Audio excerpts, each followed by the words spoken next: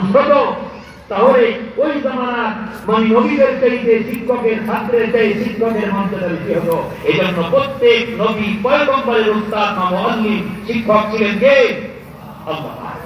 আমার ভাইরা, প্রিয় ভাইসব, জিবরাইল আমিন বললেন ইকরা ইয়া মুহাম্মদ। আল্লাহ নবী বললেন মা আনা বিকারিন, আমি লেখাপড়া জানি, আমি কি পড়ব? দ্বিতীয়বার জিবরাইল আমিন আবার বললেন ইকরা ইয়া মুহাম্মদ, পড়ো মুহাম্মদ সাল্লাল্লাহু আলাইহি ওয়াসাল্লাম। আল্লাহ নবী দ্বিতীয়বারও একই জবাব দিলেন মা আনা বিকারিন, আমি লেখাপড়া জানি না, আমি কি করব?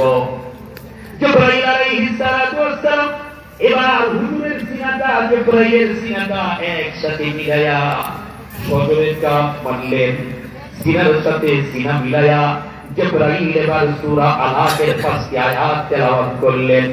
ইকরা বিসমি রাব্বিকাল্লাযী খলাক।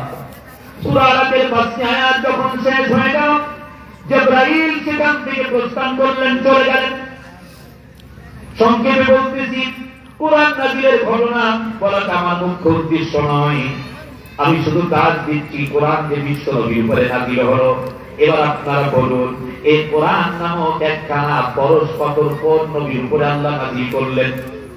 মুহাম্মদুর রাসূলুল্লাহর উপরে নাযিল করলেন।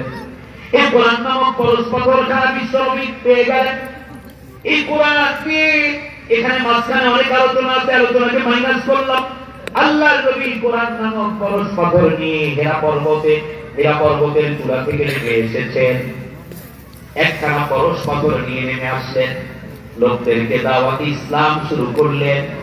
কোরআনের দাওয়াত, ইসলামের দাওয়াত, দাওয়াত ইসলাম আরম্ভ করলেন। অন্যান্য নবীদের দাওয়াতের প্রাপ্যতা, দাওয়াতের সূচনাটা যেই তরিকায় ছিল, যেই সিস্টেমে তরিকা বা সিস্টেমটা একই তরিকায় ছিল, অর্থাৎ আল্লাহ